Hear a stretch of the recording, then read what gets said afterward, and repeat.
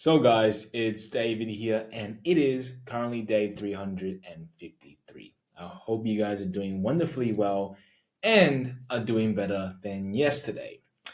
But today, what I want to talk about is just that my training at the gym has been totally horrible lately.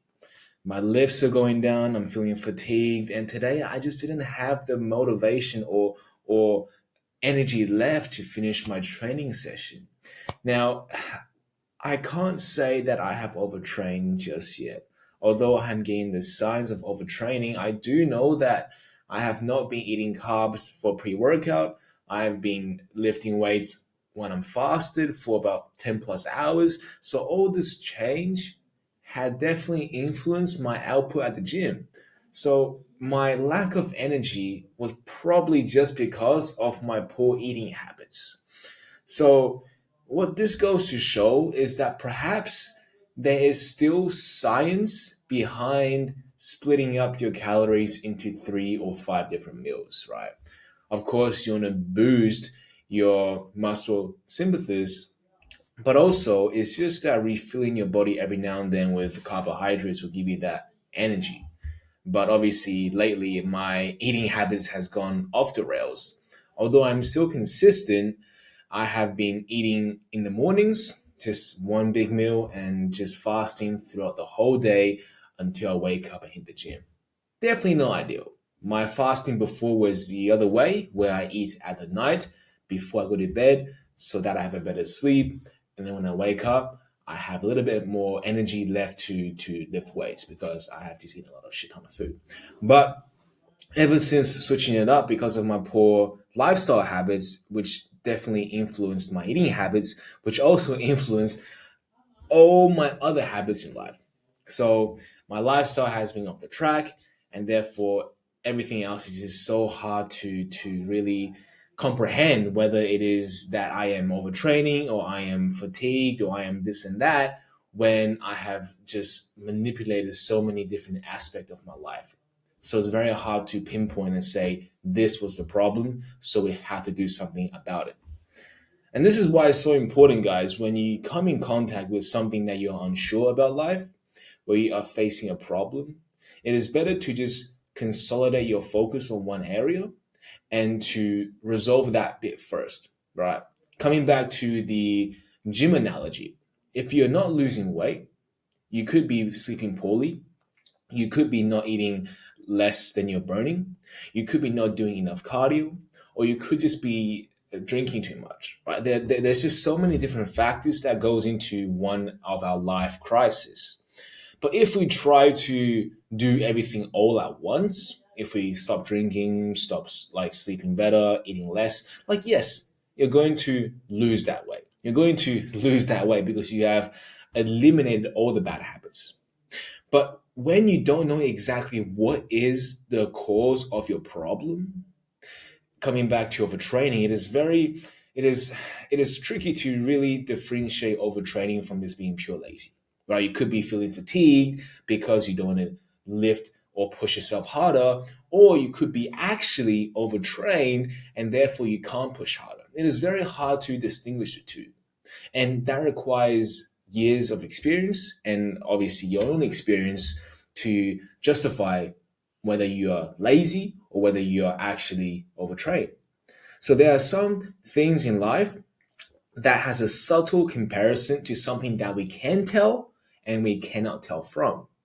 And those things will have variables like perhaps sleeping well, you're eating too much or too less, you're smoking too much pot, you're doing too many things in life, right? Everything in life affects our crisis. Now, if we try to do and resolve everything at once, you may be uncertain if doing that will help or was the cause of your problem. So, by pinpointing on one thing and eliminating it or by improving it will allow you to see over time if changing that variable had a result on your life. Now, obviously, we are not shooting ducks blindly here, but the idea of focusing on one point and mastering it is not only does it make it more easy to master that variable, right? It is so much more easy to focus on one thing at a time than to give it everything equal amount of attention. It is more easy to tell someone who's overweight for their entire life to just cut down on the sugar than tell him or her to go on a 1,000 calorie deficit, no more sugar, no more eating out, no more potato chips, no more. You have to go do cardio. If you tell if you tell someone who has done nothing hard to change his whole life around, despite it being the right thing to do, the chances of him or her staying consistent on that requires some hard ass discipline. And not everybody is wired in such a way to do things and make a drastic change overnight. So the idea to focus on one thing not only allows you to give it all of your attention, where you can master it, improve it, or eliminate it, but it also will tell you if fixing or improving this variable was going to change your crisis, was an impact or influenced your crisis. And this is really all I had done in the past that I had focused on to really understand myself more. Because when you change so many things all at once, it is very hard to pinpoint if you had recovered from your sickness or whether you have recovered from sadness from this thing alone, or was it that changing your whole lifestyle fixed the problem? And obviously, the latter is common sense. If you change your lifestyle, you're going to change your life.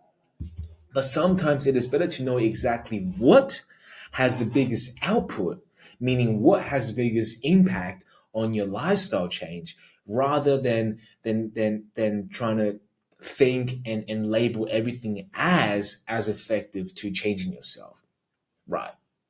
Going out for a 30-minute walk may be trifling compared to having an extra 3 to 2 hours of sleep if you're having like 5 hours of sleep. Now, doing that will reduce so much more stress, will allow you to recover so much, and it will just refresh your mind and fix all this mental blockage you have. Like sleeping 2 hours more is more beneficial than walking 30 minutes. And same goes with all other variables in our life that we can compare. But if we change everything at once, it is hard to pinpoint. It's hard to pinpoint exactly what it is that is most influential for our well being. Now, I want to talk about this because when you master yourself, you really can stop listening to everybody else trying to tell you how to live life and how to optimize your life. Yes, you may, for once, be more knowledgeable in your own self autonomy than a GP, right? Than perhaps a doctor or nurse telling you that you have to do this and this because they're just going by the books. You see, if you are tired of being treated as everybody else, thinking that just because you are not in a well position in your life and just because you are not doing great, perhaps mentally, physically, or internally, that you will later on catch some disease or you are limited to achieve greatness in life because the status says that, because everybody else is like that. Now, if you are tired of being persuaded of people doubting you on how you should live your life, then the first thing you should do is actually understand how you work. Is to figure out what makes you tick. Is to figure out what moves you as a person. Figure out your own personality. Figure out what you can cure by your own self remedy. To understand this and to understand how you work as a person will make you overcome your doubters, will make you overcome the status quo on how everybody else shouldn't be individualized, but rather should be grouped as a whole and treated as averageness.